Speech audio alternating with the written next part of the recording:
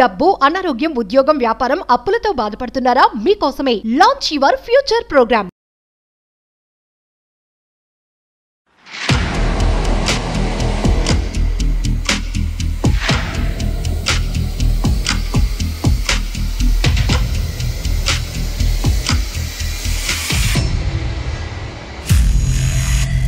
ఈ మధ్య కాలంలో నీకేం తెలియట్లేదు, అసలు నువ్వేం చేసావో కూడా నీకు తెలియట్లేదా బేబీ? అరే నువ్వేం మాట్లాడినా ఫస్ట్ అది ఆ క్వశ్చన్ నేనయ్యాలి, నువ్వు కాదు. ఈ రోజు వరకు ఎవరికి చెప్పుకోలేక, ఫ్రెండ్స్ చెప్పుకోలేము, చెప్పుకునే సమస్య కాదు, తల్లిదండ్రులు చెప్పుకునే సమస్య కాదు, ఎవరికి చెప్పుకునే సమస్య కాదు ఇది. నీకు సీనిగాడికి ఎన్నాళ్ళ మించి తాగుతుంది రంకు వ్యవహారాలు. ఏం మాట్లాడుతున్నావు నువ్వు అసలు? ఏం మాట్లాడుతున్నావా? మైండ్ ఉంటే మాట్లాడుతున్నావా? పిచ్చి నాటకాలు ఆడక. నాటకాలు ఆడలేదు సార్. ఏం మాట్లాడుతావు తెలుసా? మరి ఇలాగ 7 సంవత్సరాల తర్వాత మీ భర్త గారు ఇలాంటి ప్రశ్న అడుగుతున్నారంటే కనుక అతను కలగంటున్నాడా, భ్రమపడుతున్నాడా, వాస్తవమా? అంతగా చూసే సందర్భం ఉంటే ఆ రోజు ఏం చేశారు సార్? నోట్లు ఏమన్నా పెట్టుకున్నారా సార్? అంటే నువ్వు తప్పు చేశాను మాత్రం ఒప్పుకో కదా. అందమైన జీవితం సమర్పిస్తున్న వారు 49 అంటే సంతోషం, 49 అంటే సంతానం. ఈ వీడియోని మీకు సమర్పిస్తున్న వారు Anil lawyer classes, SSC, bank, cat, Telangana and ఏపీలోని ప్రతి ప్రభుత్వ ఉద్యోగానికి ప్రత్యేకమైన క్లాసెస్ నిర్వహిస్తున్నారు. ఇంకెందుకు ఆలస్యం, డిస్క్రిప్షన్ లోని యాప్ ని డౌన్లోడ్ చేసుకోండి. 49 సమర్పించు అందమైన జీవితానికి స్వాగతం. నమస్తే కళ్యాణ్ గారు. కళ్యాణ్ గారు, మనకు వస్తున్న మెయిల్లో నుంచి నేను ఒక మెయిల్ చూశానండి. శేఖర్ అతని పేరు, అమ్మాయి పేరు దేవి, వైఫ్ అండ్ హస్బెండ్. వీళ్ళిద్దరి మధ్య ఇష్యూ. ప్రస్తుత కాలంలో ఇలాంటి ఇష్యూస్ ఉంటున్నాయేమో, బహుశా ఉంటున్నాయని అనుకోవాలేమో. ఒకసారి మాట్లాడండి, మీరు మాట్లాడాల్సిందే ఇది.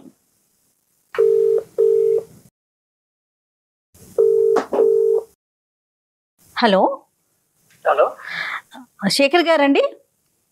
అవును మేడం. నేను అందమైన జీవితం ప్రోగ్రామ్ నుంచి కాల్ చేస్తున్నానండి. నాతో పాటు డాక్టర్ కళ్యాణ్ చక్రవర్తి గారు ఉన్నారు. శేఖర్ గారు మాట్లాడొచ్చా మీతో? మాట్లాడండి మేడం. రైట్, మీ మెయిల్ నేను చూశాను, ఒకసారి కళ్యాణ్ గారికి చెప్పండి అండి. శేఖర్ గారు సార్. నమస్తే, డాక్టర్ కళ్యాణ్ చక్రవర్తి అండి. నమస్తే సార్. ఏంటి సార్, ఏమైంది శేఖర్ గారు? ఏం లేదు సార్, నేను మా ఫ్రెండ్ ఇద్దరు చాలా ఫ్యామిలీ ఫ్రెండ్స్ గా ఉంటాం సార్. రైట్. చాలా క్లోజ్ గా ఉండేవాళ్ళం. మ్యారేజ్ కాకముందు నుంచి ఫ్రెండ్స్ బాగా. అయితే మ్యారేజ్ అయిన తర్వాత కూడా ఫ్రెండ్స్ గా ఉంటున్నాం సార్. చాలా క్లోజ్ ఫ్రెండ్స్ గా ఉండేవాళ్ళు. వాళ్ళ ఇంటికి నేను వెళ్తుంటా, వాళ్ళు మా ఇంటికి వస్తుంటాడు. చాలా సరదాగా ఉండేవాళ్ళం సార్. కాకపోతే విషయం ఏంటంటే, నేను చూడరాని ఒక దృశ్యం చూశాను సార్. మీ పెళ్ళి ఎంతకాలం అయిందండి? నాకు పెళ్ళయి కనీసం ఒక 7 years అయింది సార్. పిల్లలు ఎంతమంది అండి? ఒక పాప, ఒక బాబు సార్. మీరు వర్కింగ్, ఆవిడ హౌస్ వైఫా? అవును సార్, ఆమె ఇంట్లోనే ఉంటుంది సార్, హౌస్ వైఫ్ అండి ఆమె. మీ ఫ్రెండ్ వర్కింగ్ అండి? అతను కూడా జాబ్ చేస్తూ ఉంటుంటాడు సార్, జాబ్. అయితే నేను అతను మా ఇంటికి వస్తుంటాడు, నేను వాళ్ళ ఇంటికి వెళ్తుంటాను. చాలా ఫ్యామిలీ ఫ్రెండ్స్ క్లోజ్ గా ఉంటాను సార్. కాకపోతే ఈ మధ్య కాలంలో ఏంటంటే, ఒక రోజు నేను అనుకోకుండా బయటికి వెళ్దామని అనుకున్నాను సార్. ఒక చిన్న కారణం వల్ల ఆ రోజు నాకు ఒంట్లో బాగలేక ఇంటికి వచ్చాను సార్. ఇంటికి ఆఫ్టర్నూన్ ఇంటికి వచ్చేకల్లా కనీసం వాళ్ళు, అంటే నాకేమనిపించిందంటే, ఇంటికి ఇలా హెల్త్ బాగా సరిగా ఇష్యూగా ఉంది కదా, ఈ రోజు నేను ఇంక వెళ్ళలేను, డ్యూటీకి వెళ్ళలేను, ఇంటికి వెళ్దామని వచ్చేకల్లా వాళ్ళిద్దరూ ఒక గదిలో, అది ఒక రకమైన అసభ్యమైన మాటలు ఏంటంటే, నాకు ఎవరో అనిపించింది సార్. దగ్గరికి డోర్ తీసుకొని చూసి వెళ్ళకల్లా మా ఫ్రెండ్, మా ఆవిడ ఇద్దరు ఉన్నారు సార్. వెనక నుంచి వచ్చి చూసి ఆ కళ్ళారా దృశ్యాన్ని చూశాను సార్. నేను గుండె పగిలినట్టు అనిపించింది సార్ నాకు ఆ రోజు. ఎంతో ఆ రోజు నుంచి ఈ రోజు వరకు కూడా నేను చాలా బాధతో ఉన్నాను సార్. నిజంగా నైట్ నిద్ర పట్టక చాలా ఘోరంగా, అసలు ఆ పెయిన్ తలుచుకుంటేనే అది ఒక రకమైన బాధ వస్తుంది సార్. అది అసలు ఈ సబ్జెక్ట్ మీద ప్రశ్నలు అడగటం కూడా ఇదిగా అనిపిస్తుంది శేఖర్ గారు, సారీ. కానీ ఒక పరిష్కారం గురించి మమ్మల్ని అడిగారు కాబట్టి చెప్పటం అనేది మా బాధ్యత, కాబట్టి అడగవలసిన అవసరం ఉంది. ఈ 7 yearsలో మీరు చెప్పినటువంటి సంఘటనలు కాకపోయినా కూడా అటువంటి పరిస్థితులకి తగ్గట్టుగా మీ భార్య గారు ఎప్పుడన్నా వ్యవహరించారా? అటువంటి అనుమానం మీకు ఎప్పుడన్నా కలిగిందా? అసలు ఇంతవరకు ఎప్పుడు కూడా రాలేదు సార్ ఆ అనుమానం ఇంతవరకు అసలు ఎప్పుడు కూడా మాకు అసలు తగలలేదు సార్. కాకపోతే నేను ఏంటంటే ఆ రోజు ఎందుకు నేను అంటే నా హెల్త్ ప్రాబ్లం వల్ల బయటికి వెళ్దామని అనుకోని కూడా డ్యూటీకి వెళ్దామని ఆ రోజు హెల్త్ పరంగా వెళ్ళాక ఎన్నికొచ్చాను సార్. ఆ రోజు ఈ దృశ్యం బయటపడింది సార్. ఇది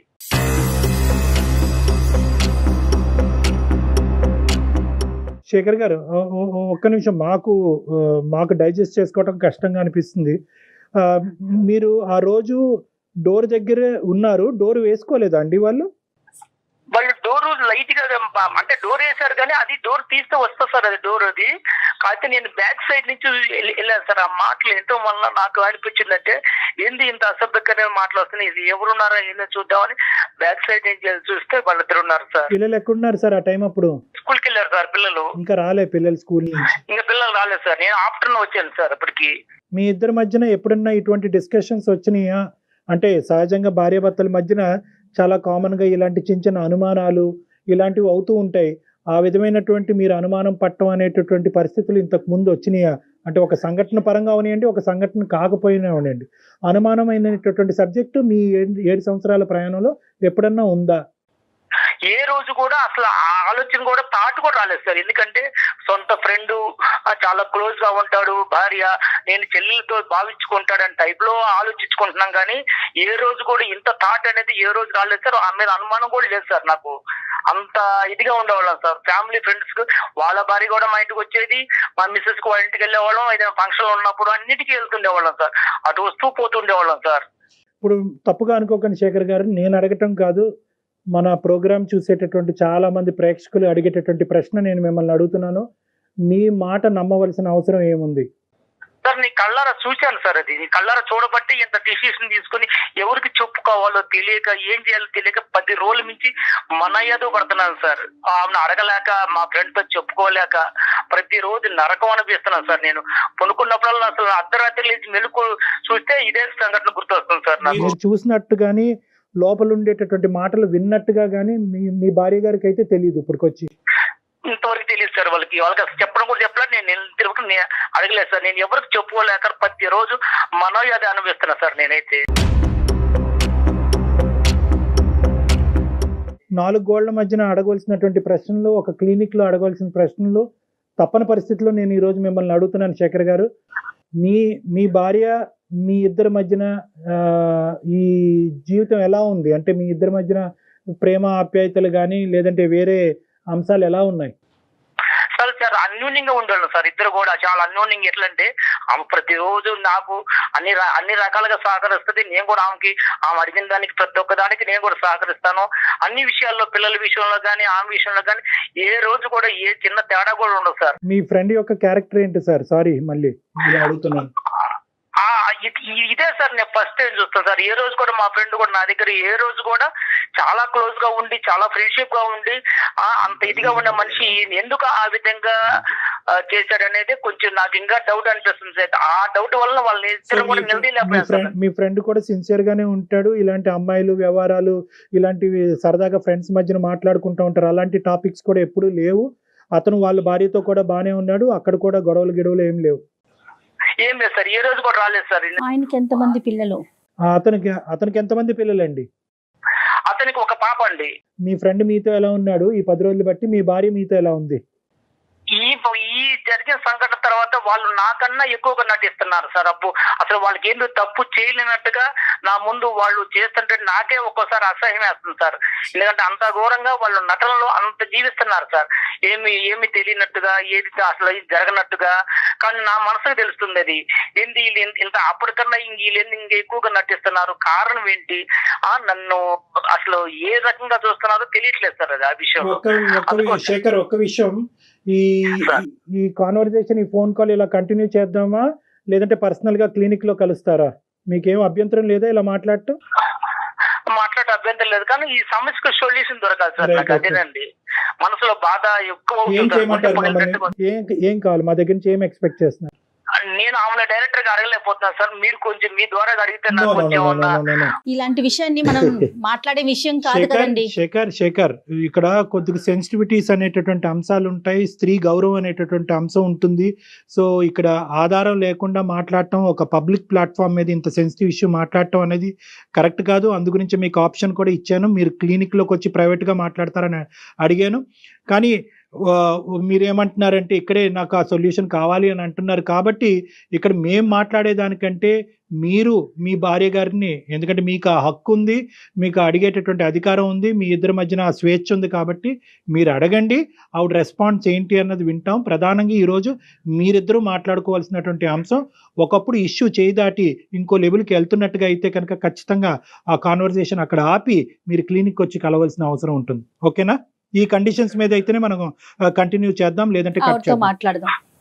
సరే ఓకే సార్, మాట్లాడతాను sir. Right, okay, call connect చేయండి.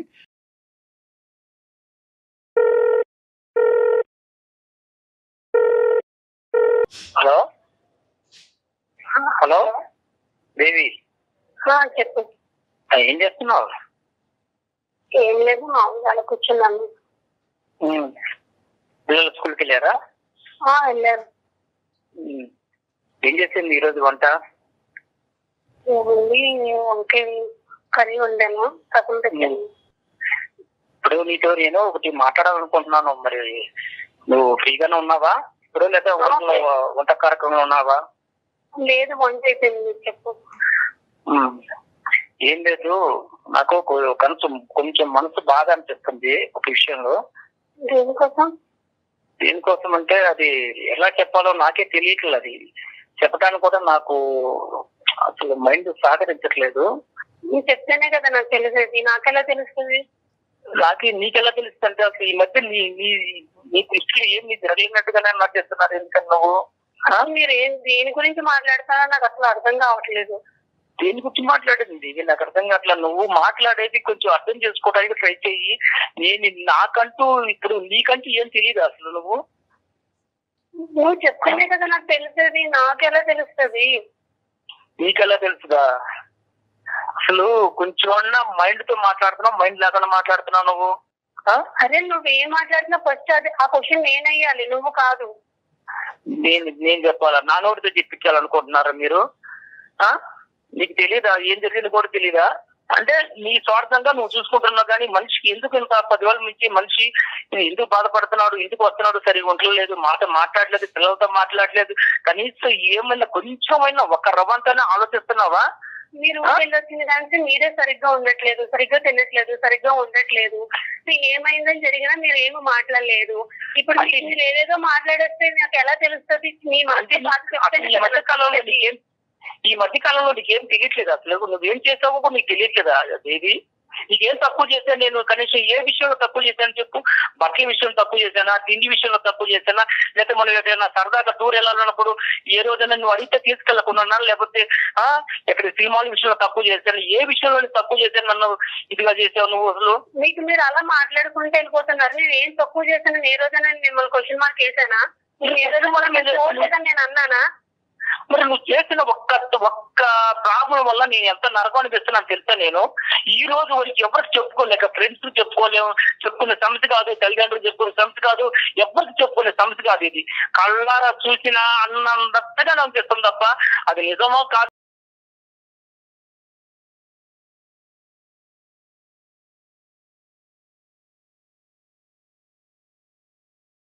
సీనగాడికి ఎన్నాళ్ళ మించి తాగుతుంది రంకు వ్యవహారాలు.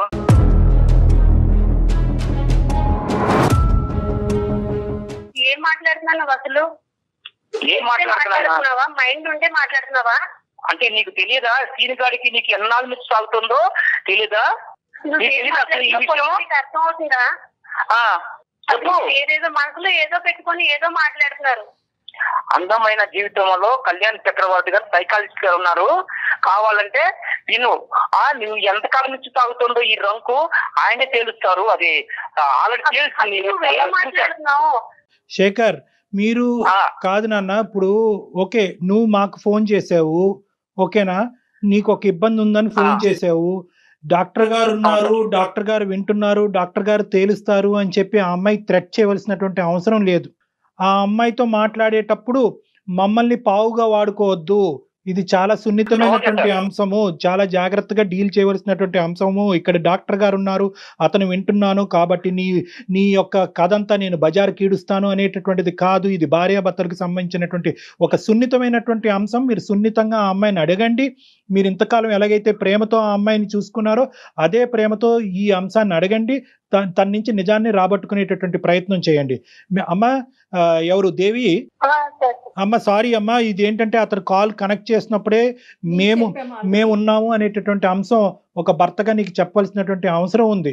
కానీ అతను అది చెప్పలేదు. బహుశా అతను కూడా చాలా సందిగ్ధ పరిస్థితిలో చాలా భావోద్రేకంతో ఉన్నాడు కాబట్టి అది చెప్పలేదు. కానీ ఈరోజు మా పాత్ర అనేటటువంటిది కేవలం అతను ఈ అంశం చెప్పి మాకు ఫోన్ చేశాడమ్మా, డాక్టర్ గారు నేను ఇలాంటి చూడకూడనటువంటి ఒక భయానకమైనటువంటి ఇష్యూ నేను చూశాను నా భార్యకి వేరే వ్యక్తికి మధ్యన.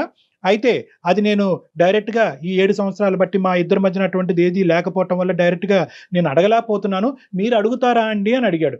చాలేవయ్యా, మేము అడగటం కాదు, మేము ఫోన్లోనే అసలు ఇలాంటివి డిస్కస్ చెయ్యం, కావాలంటే హాస్పిటల్కి వస్తావా 4 గోళ్ల మధ్యన మాట్లాడదాం అంటే లేదు సార్, అది ఇక్కడే తేలాలి. సో ఈ అంశం గురించి ఒక నిమిషం నాన్న, నీ పర్మిషన్ తీసుకోవాలి, నీ కన్సెంట్ తీసుకుని మేము కంటిన్యూ చేయాలి. ఈ ఇష్యూ అతని మనసులో ఒక భావోద్రేకం ఉంది, ఒక వేదన ఉంది, ఇది ఈ రోజు ఇక్కడే తేల్చుకోవాలని అనుకుంటున్నాడు. ఈ ప్లాట్ఫామ్ మీద, అందమైన జీవితం అనేటటువంటి ఈ ప్లాట్ఫామ్ మీద నేను డాక్టర్ కళ్యాణ్ చక్రవర్తి, మన సీనియర్ యాంకర్ జయ గారు, మేమిద్దరం ఈ కేసు డీల్ చేయటం అనేది నీకు ఇష్టమేనా, లేదా క్లినిక్ వచ్చి 4 గోళ్ల మధ్యన మాట్లాడాలని అనుకుంటున్నావా? ఫస్ట్ ఆయన ఏం చెప్తున్నారు అన్నది నాకు క్లారిటీ లేదు సార్. ఆయన నా మీద బురద చెల్లుకునే ప్రయత్నం చేస్తున్నాను సార్. అదే నాన్న, నీకు ఓకే అంటే కనుక ఫర్దర్గా వెళ్దాం. సో బేసికలీ ఏంటంటే ఒక 10 రోజుల క్రితం నీ భర్త గారు నిన్ను వేరే వ్యక్తితో చూశాడంట. సో అది అతను చాలా మనస్తాపం చెందాడు. ఏం చూశాడు, ఎలా చూశాడు, ఇవన్నీ వద్దమ్మా, ఇవన్నీ మనం మాట్లాడుకోవద్దు. కానీ అతను చూశాడంట. సో దాని గురించి నీ అభిప్రాయం? సరే, చూసేటప్పుడు అప్పుడే అడగాలి కదా సార్. ఆయన మనసులో ఏదో పెట్టుకొని నా మీద బురద జల్లే ప్రయత్నం చేస్తున్నాను సార్. మనసులో ఏదో పెట్టుకున్నాడు. ఏం జరిగింది నీకు తెలియదు, నువ్వు ఏం చేస్తావు తెలియదా నీకు? ఏం జరిగింది? ఆ రోజు నేను పట్టుకుంటే నీ పొడివేమ పోయి తెలుసా? ఆ రోజు నేను పట్టుకుంటే నీ పొడివేమ పోయి తెలుసా?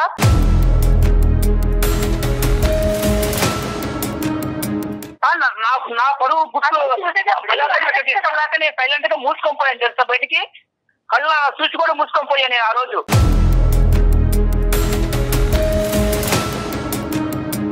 అసలు ఇక్కడ పిచ్చి నాటకాలు ఆడగలేదు సార్. చెప్ప ఏం మాట్లాడుతావు తెలుసా? నువ్వు ఏం మాట్లాడుతున్నావు? నా మీద బురద జల్లే ప్రయత్నం చేసుకుంటూ నువ్వు ఏదేదో మాట్లాడుకుంటే కొన్ని ఇష్టరాజ్యం అయిపోయింది అంతాను.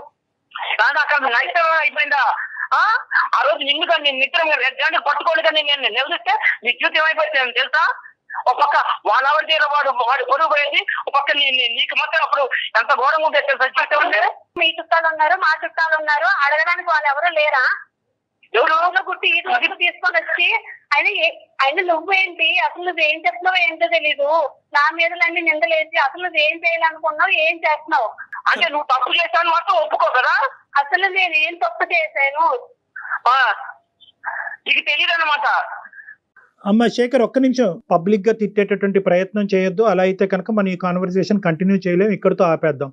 నెంబర్ 1, అది ఫస్ట్ మీరు గుర్తుపెట్టుకోండి. I know your emotionally hurt, కాదనట్లేదు. ఈ తప్పు ఎలా జరిగింది అనేటటువంటి ప్రశ్న అనేటటువంటి రకరకాలు ఉన్నాయి. కానీ అసలు ఫస్ట్ ఆఫ్ ఆల్ ఆ అమ్మాయి మాట్లాడేటటువంటి అంశాలు మనం విందాం. అసలు తప్పు జరిగిందా లేదా, అసలు నువ్వు చూసింది ఏంటి, జరిగింది ఏంటి అనేటటువంటి అంశాలు ప్రధానంగా మనం మాట్లాడుకుంటే కనుక ఒక క్లారిటీ వస్తుంది. ఆ తర్వాత ఏం చేయాలన్నది ఆలోచిద్దాం. అమ్మ దేవి, మీ హస్బెండ్ ఆ రోజు ఊరి నుంచో ఆఫీస్ నుంచి ఎక్కడి నుంచో వచ్చాడు. వచ్చినప్పుడు ఏం జరిగిందమ్మా? నువ్వు ఒక్కదానివే ఉన్నావా, ఎవరన్నా ఉన్నారా ఇంట్లో, వేరే వాళ్ళు ఎవరన్నా? ఒక్కదానే ఉన్నాను సార్. మీ భర్త గారు ఇంతకు ముందు ఎప్పుడన్నా నిన్ను అనుమానించారా ఈ విధంగా వేరే మగవాళ్ళతో? లేదు సార్, అసలు అనుమానించారు. మరి ఇలాగ 7 సంవత్సరాల తర్వాత మీ భర్త గారు ఇలాంటి ప్రశ్న అడుగుతున్నారంటే కనుక అతను కలగంటున్నాడా, భ్రమ పడుతున్నాడా, వాస్తవమా? ఈ 10 రోజులు పెట్టి ఆయన అసలు మతి సింహం ఉందో లేదో నాకు అర్థం అవ్వట్లేదు సార్. ఆయన అసలు సరిగ్గా మాట్లాడట్లేదు, వండించలేదు, సరిగ్గా ఉండట్లేదు, పిల్లలతో కూడా సరిగ్గా మాట్లాడిందే లేదు. డాడీ అని పక్కకి వెళ్ళినా కానీ లేచిపోయి వెళ్ళిపోతున్నాడు. తన తనే వేడిస్తున్నాడు, తను మొదలు పడ్డాడు. అలా ఎందుకు జరుగుతుందని తెలుసుకునే ప్రయత్నం చేసినా కానీ నాకు అస్సలు రెస్పాన్స్ అయ్యట్లేదు. అలా కదా, ఈ 10 రోజులు బట్టి అతని మానసిక పరిస్థితి గురించి మాట్లాడలేదు తల్లి. కానీ ఆ రోజు జరిగినటువంటి సంఘటనలో ఇంట్లో నీతో పాటు ఎవరన్నా ఉన్నారా? మిగతా అంశాలు నేను అడగనమ్మా. ఎవరు లేరు సార్, ఎవరు లేరు. అయినా అంతగా చూసే సందర్భం ఉంటే ఆ రోజు ఏం చేశారు సార్? నోట్లో ఏమన్నా మట్టి కథలు ఏమన్నా పెట్టుకున్నారా? అమ్మా అది కాదమ్మా. వాస్తవానికి ఇది నిజమా అబద్ధమా, జరిగిందా జరగలేదా అనేటటువంటి అంశం నిర్ణయించవలసినటువంటి వాళ్ళం మేం కాదు. జరిగింది అని మేము అనలేము, జరగలేదు అని మేము అనలేము. అది మీ భార్యాభర్తలకు సంబంధించినటువంటి ఒక ప్రైవేట్ ఇష్యూ. కానీ ఈరోజు ఏంటంటే మీరు ఆ సబ్జెక్ట్ మీదకి వెళ్ళకండి. ఆ ఒక్క సబ్జెక్ట్ మీద మేము అతన్ని అప్రిషియేట్ చేస్తున్నాం. ఒకప్పుడు ఇటువంటిది ఏదైనా జరుగుంటే ఎక్స్ అనేటటువంటి కేసు సినారియో తీసుకుందాం. మీ ఇద్దరు దాంట్లో జరిగిందో లేదో అనేటటువంటిది మనం మాట్లాడద్దు. ఒక ఎక్స్ అనేటటువంటి బయట కేసు సినారియోలో భర్త ఇలాంటి బట్టబయలు చేయలేదు, దాచిపెట్టుకున్నాడు అంటే కనుక భార్య, కుటుంబం, పిల్లల యొక్క పరువు కాపాడటం గురించే అతను చేశాడు అని వర్ణించవచ్చు. మీరు అది రెట్రోస్పెక్టివ్ గా ఈ రోజు ఇంకో విధంగా అడుగుతున్నారు, నన్ను రెడ్ హ్యాండెడ్ గా పట్టుకుంటే ఏమై ఉండేది? అంతలా చేసిన వాడు ఎంత ఈ రోజు ఇలా చేయలేడు కదా సార్. ఏ తప్పు చేయకంటేనే ఇంత నిందలేసి ఆయన మనసులో ఏదో పెట్టుకొని ఏదేదో మాట్లాడతారు. అసలు ఏం చేయాలనుకున్నాడు కూడా నాకు అర్థం కావట్లేదు. సో నీ ఉద్దేశంలో ఏంటంటే అతని మానసిక పరిస్థితి బాలేక ఏవో కనిపించుకున్నవి అతను కళ్ళకు కనిపించినవి అతను భ్రమపడుతున్నాడు అని ఊహించుకుంటున్నాడు. వాస్తవానికి అక్కడ ఏమీ జరగలేదు అనేది నీ వాదన దేవి? అంతే సార్, అదే కరెక్ట్ సార్. అదే మాట్లాడుతున్నారు ఆయన. ఒక నిమిషం దేవి, నీ వర్జన చూశాను సార్. అది నేను కల్లారా చూశాను. ఆ రోజు కల్లారా చూసిన తర్వాతనే నా మనసు చెడిపోయింది సార్. అది నేను కల్లారా చూశాను. అది కనీసం ఈమె కానీ వాడు కానీ ఏంది ఇలాగున్నావు అని కూడా ఒక్క క్వశ్చన్ కూడా నన్ను అడగలేదు సార్. వాళ్ళ ఆనందాలు, సంతోషాలు వేరువేరుగా ఉన్నాయి. సరిగ్గా ఉండక, సరిగ్గా తినక, మానసిక భావం సరిగ్గా బాగోక అప్పటికి నేను అడుగుతున్నాను. నీకు ఏ తప్పు కనిపించినా నాకు అర్థం కావట్లేదు. నాకు మానస్థితి బాగానే ఉన్నది. నేను మానస్థితి బాగున్నబట్టే ప్రతిరోజు డ్యూటీకి వెళ్ళగలుగుతున్నా. అర్థమైందా? మానస్థితి బాగాలేకపోతే డ్యూటీ ఆపేసి ఇంట్లో ఉండేవాడిని. అర్థమైందా? నువ్వు చేసిన దానికి సమర్థించుకోవడానికి చూడబాకు. నువ్వు అదే నువ్వు చేస్తుంటే వింటూ ఉంటే నువ్వు ఏది మాట్లాడినా అది కరెక్టే. అలా మేము ఒప్పుకోవాలి. అదే నేను మన పెళ్లి ఇంతకాలమైనా ఏ రోజైనా నిన్ను నిలదీసి నేను అడిగానా? నీ ప్రశ్న శేఖర్, నేను ఎప్పుడైనా నిన్ను నిలదీశానా, నేను ఎప్పుడైనా నీ మీద ఇలా అనుమానం పడ్డానా అనేటటువంటి మాట ఎంత కరెక్టో దేవి కూడా అటువంటి విధంగా ప్రవర్తించకపోవటం అనేటటువంటిది 7 సంవత్సరాలు బట్టి మీ కళ్ళ ద్వారా మీరు కూడా చూశారు. సో అది కూడా పాయింటే. ఇక్కడ ఏంటంటే ఆవిడ ఇంతకు ముందు ఇలా ఉందండి, ఇప్పుడు ఇలా ఉందండి, తర్వాత ఇలా చేసింది అనేటటువంటి ఎగ్జాంపుల్స్ మీరు ఇవ్వలేకపోతున్నారు. మొదటి నుంచి నా భర్తకు అనుమానం అనేటటువంటి ఒక ఇది ఉందండి అని చెప్పి ఆవిడ చెప్పలేకపోతుంది. సో ఇదేంటంటే ఒక ఇన్సిడెంట్ చుట్టూరు జరిగినటువంటి ఒక ఇష్యూ కింద మనం పరిగణలోకి తీసుకోవాలి. సో మీరిద్దరూ మేడ్ ఫర్ ఈచ్ అదర్. మీరిద్దరూ ఇప్పుడు వరకు మీ ప్రయాణం చాలా సాఫీగా జరిగింది, ఎటువంటి ఇబ్బందులు లేకుండా జరిగింది. ఇప్పుడు ఉండేటటువంటి ఈ పరిస్థితిలో మీరేదో చూడరానటువంటిది మీరు చూశారని అంటున్నారు. ఆవిడేమొచ్చి మీ మానసిక పరిస్థితి బాలేక మీకు అది కనిపించింది కానీ నా క్యారెక్టర్ అసాసినేషన్ చేసే హక్కు నీకు లేదు అని అంటుంది. సో ఇది చాలా సెన్సిటివ్ ఇష్యూ. ఎప్పుడు ప్రవర్తించినారు, వింతగా ప్రవర్తిస్తున్నారు. అది ఎందుకు వలన జరుగుతుంది అన్నది నాకైతే తెలియట్లేదు. ఏం తెలియట్లేదు. నేను కేవలము పిల్లల దృష్టిలో పెట్టుకొని శేఖర్, మీరు ఎంత వేదనలో ఉన్నారు, ఎంత బాధలో ఉన్నారు అన్నది మాకు అర్థం అవుతుంది. అదే విధంగా ఈ ప్లాట్ఫామ్ మీద నీ భార్య గారి యొక్క క్యారెక్టర్ గురించి మాట్లాడి ఒక కన్క్లూజన్కి వచ్చి ఒక కన్ఫర్మేషన్ ఇచ్చేటటువంటి వేదిక ఇది కాదు. ఎందుకంటే నేను చూసింది అబద్ధం అండి, నా భార్య పరువు నేను ఇలా పబ్లిక్గా వచ్చి తీసుకుంటానా అనేటటువంటి అంశాల గురించి ఈ వేదిక అది మాట్లాడదు. అట్ ద సేమ్ టైం ఆవిడ క్యారెక్టర్ ని అసాసినేషన్ చేసేటటువంటి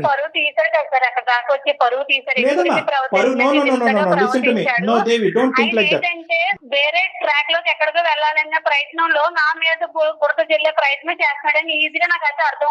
ఇదేం కొత్త ఇదమ్మా? ఏంటి అతను ఏ ట్రాక్ లో వెళ్తాడు? ఇంకో ట్రాక్ అంటే ఇంకోటి ఆయనకి ఏదో ఉంది మనసులో, ఏదో కాదు. నేను వేరే వాళ్ళతో మాట్లాడుతున్నాడు తను.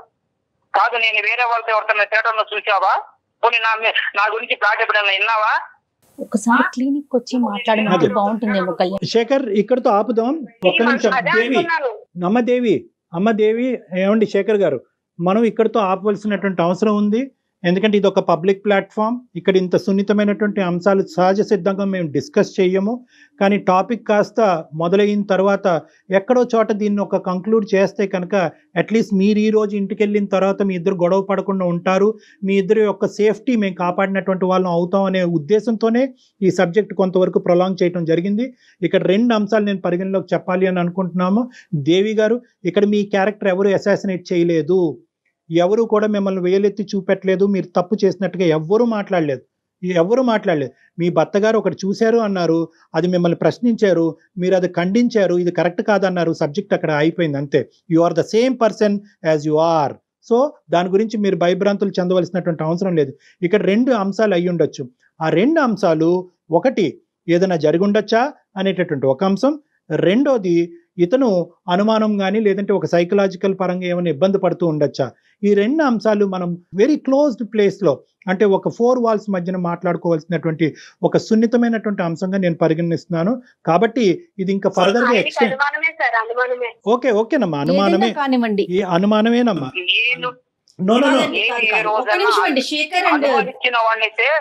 ఫ్రెండ్ ఎందుకు ఇంటికి రానిస్తాను, నాతో ఉన్న క్లోజ్ ఉన్న ఫ్రెండ్ ని కూడా ఇంటికి రానిస్తారంటే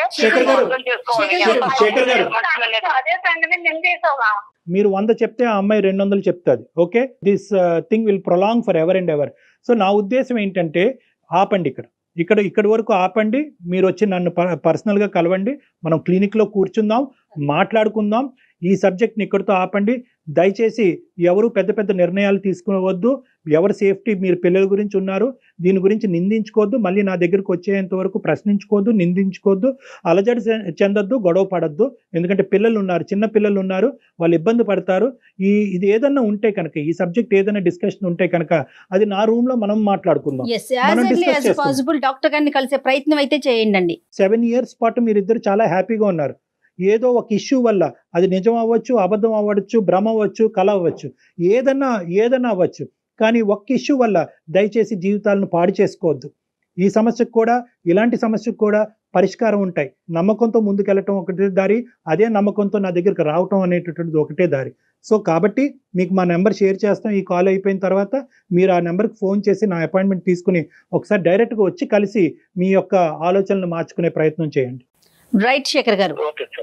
ఓకే అండి, రైట్ అండి. కీప్ సేఫ్ అమ్మా, కీప్ సేఫ్. సరైన సమాధానం చెప్పారు కళ్యాణ్ జీ. ఎందుకంటే మనం ఈ వేదిక మీద ఇలాంటి సున్నితమైన అంశాలు మనం మాట్లాడుకోలేము. అంత సున్నితమైన ఇష్యూ చెప్పగానే ఈ రోజు ఆఫీస్ నుంచి ఇంటికి వెళ్ళి ఎటువంటి అనర్థమైనా జరగచ్చు. ఈ రోజు ఈ ప్లాట్ఫామ్ మీద ఈ కేసు టేకప్ చేయడానికి ఒకే ఒక ఉద్దేశం ఏంటంటే, అతను చాలా యాజిటేటెడ్ గా ఉన్నాడు. ఇన్ని రోజులు 10 రోజులు బట్టి మెయిల్ లో కూడా నాకు చనిపోవాలనుంది, అక్కడ దాకా వెళ్ళాను, నాకు పిల్లలు గుర్తొచ్చారు, చనిపోవటమా ఇంకొన్ని సందర్భాల్లో చంపేయటమా. సో ఈ 2 రిస్క్స్ ఉన్నాయి కాబట్టి అట్లీస్ట్ అతనిలో ఉండేటటువంటి ఈ వేదన, ఈ వేడి తగ్గించి వేరే ప్లాట్ఫామ్ దగ్గరికి వస్తే కనుక ఒక సొల్యూషన్ దొరుకుతుందనే నమ్మకం ఇవ్వటమే. ఖచ్చితంగా వాళ్ళు మనకి కాంటాక్ట్ చేసి ఇమీడియట్ గా వాళ్ళతో మాట్లాడే ప్రయత్నం చేయండి కళ్యాణ్ జీ. షూర్ అమ్మా. రైట్ అండి, థ్యాంక్ యూ సో మచ్ అండి. నమస్తే. అందమైన జీవితం మరిన్ని ఎపిసోడ్స్ కోసం సుమన్ టీవీ లైవ్ ఛానల్ ని సబ్స్క్రైబ్ చేసుకోండి. ఈ వీడియో కనుక మీకు నచ్చినట్లయితే లైక్ చేయండి, షేర్ చేయండి. మరిన్ని వీడియోస్ కోసం మా ఛానల్ ని సబ్స్క్రైబ్ చేయండి. డబ్బు, అనారోగ్యం, ఉద్యోగం, వ్యాపారం, అప్పులతో బాధపడుతున్నారా? మీకోసమే లాంచ్ యువర్ ఫ్యూచర్ ప్రోగ్రామ్.